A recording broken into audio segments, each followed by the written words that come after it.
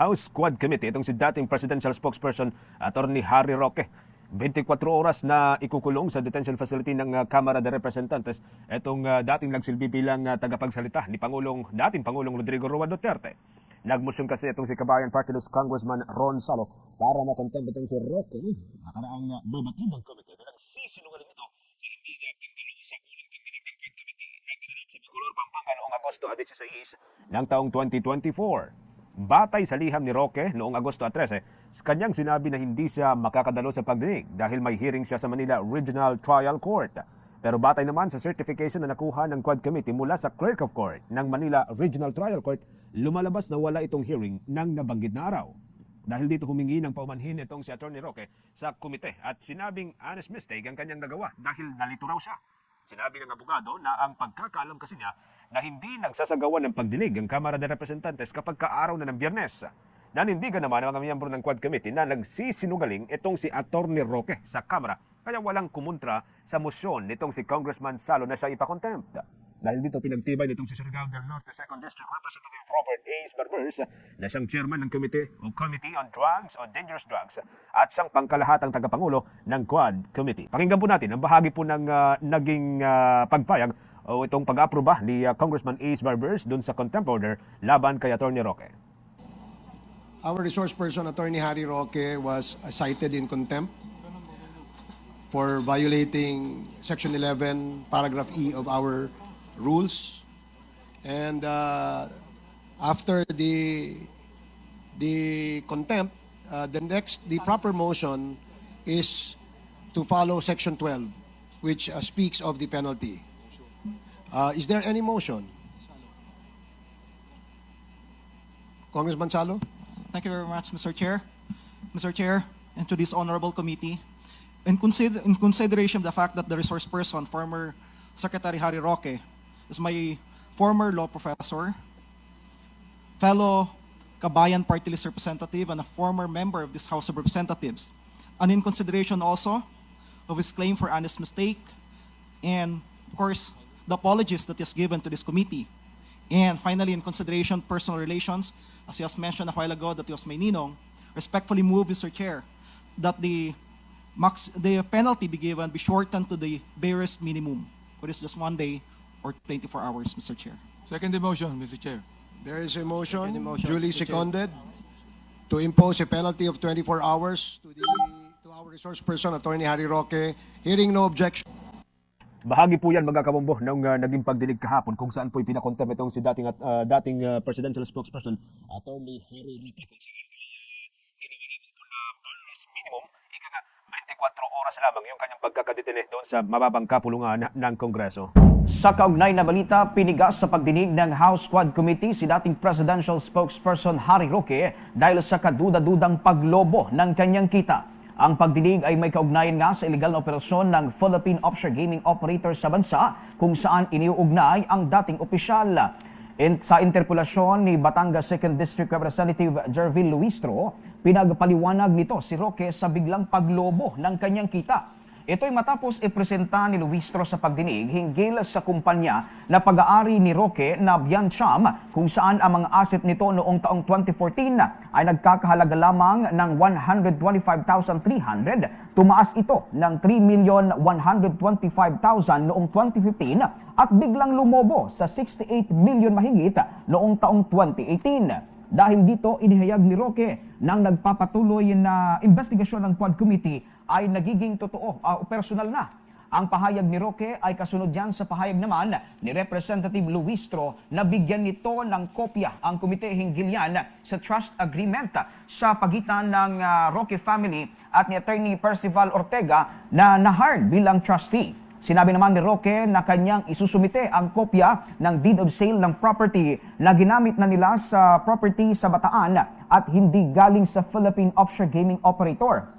Ang nasabing hiling ay kasunod dyan sa pagtatanong ni Representative Luistro hinggil sa biglang pagpalit sa General Information Sheet ng Biancham Holdings and Trading Incorporated noong March 2020 at October. Nabatid na ang naturang dokumento ng Bianchams ay 98% na pag-aari umano ni Roque at ng kanyang asawa. Subalit noong October 2020 ang Biancham ay 99.9% na pag-aari ni Ortega. Pero ayon kay Roque, ang Biancham ay naging incorporated noong taong 2015. At ang unang incorporators kabilang si Roque, asawa niya at ang partner na si Joel Butuyan at dalawa pang associate. Kaugnay niyan, pakinggan natin ho ang naging sagutan ni Attorney Harry Roque at ni Representative Jervil Luistro. Would you confirm, Attorney Roque, that at the time of the incorporation of Biancham Holdings and Trading, 49.96% ownership, while your wife Myla is holding 49.96% ownership? Do you confirm? If that is what appears in records, I confirm that, Mr. Chair, but I do not have a copy of the records before me right now. In other words, Ms. Remaining 0.8% is the ownership which are being shared by Joel Butuyan, Zarmay Garcia, Eileen Garcia.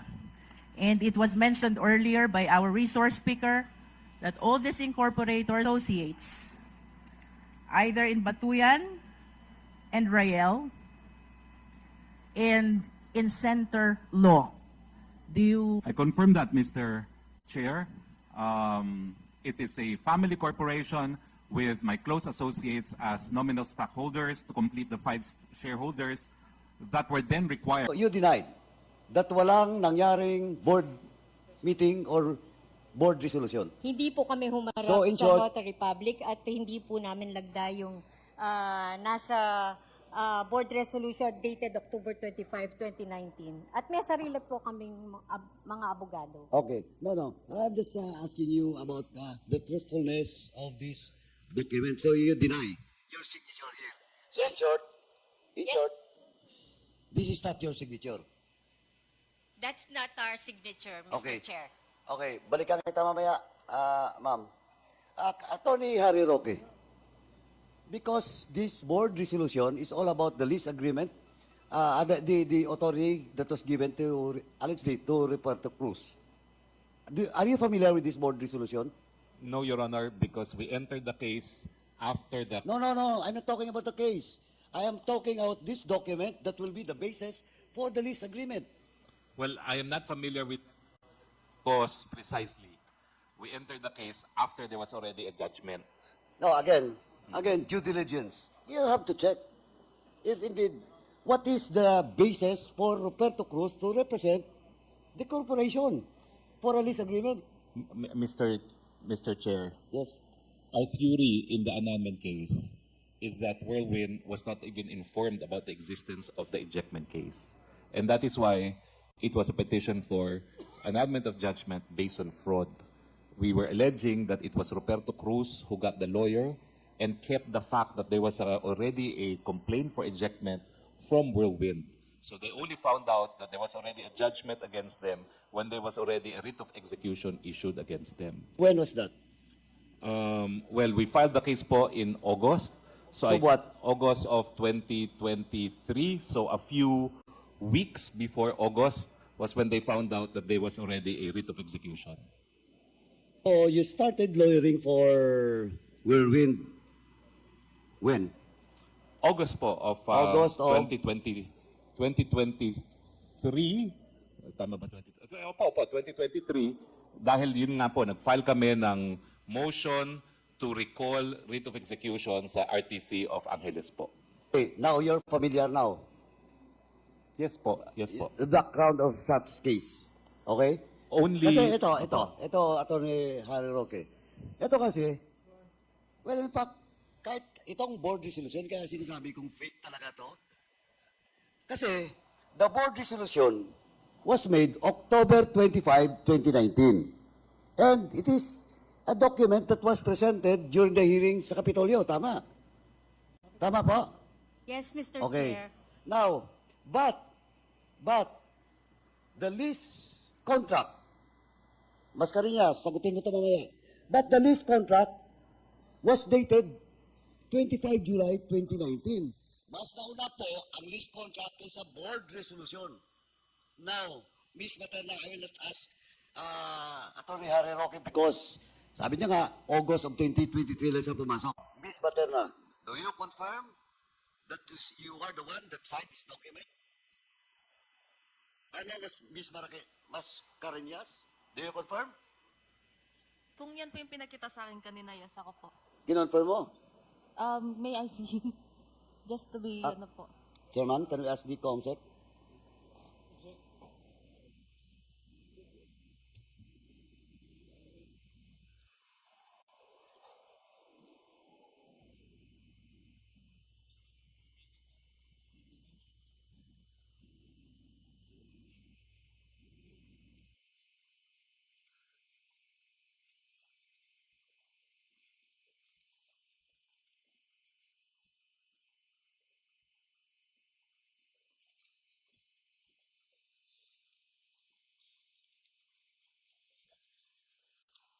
Ako po nagpirma nito. So, ikaw yung pumirma. Yes, Mr. Chair. On behalf of the Whirlwind. Whirlwind. Now, Miss Macarena, you signed it on... Mascareñas po. Sorry. Miss Macarena, you signed it 25th July 2019.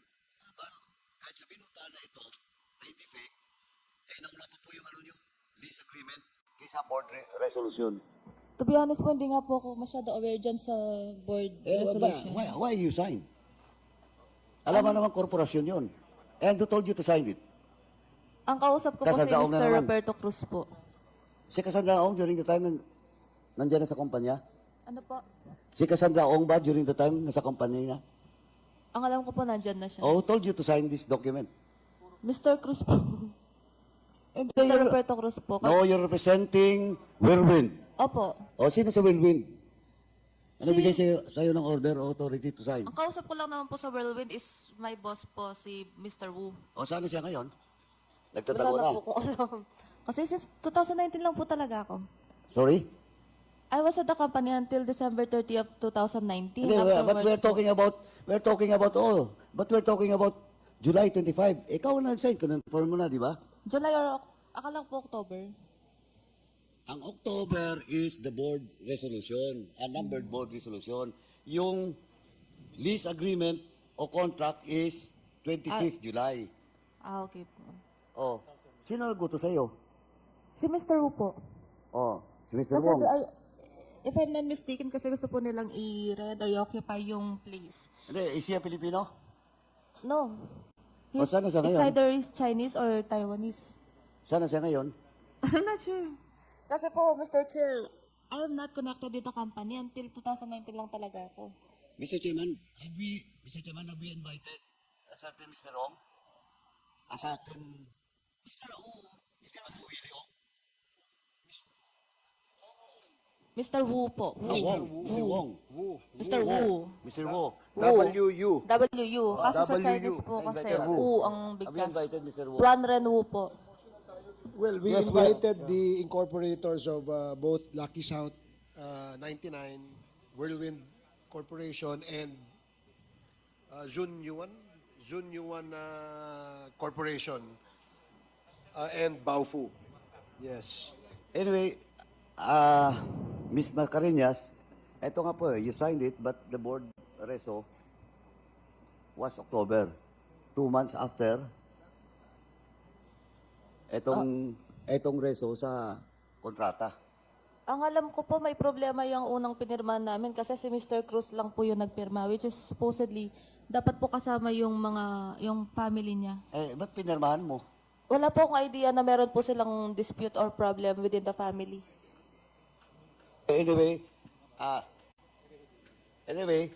for now, Mr. Chairman, itigil ko muna yung pagtatanong kay Ms. Mascareñas kasi may kasunod pa to, yung lease agreement na in which pumasok na si Atty. Harry Roque.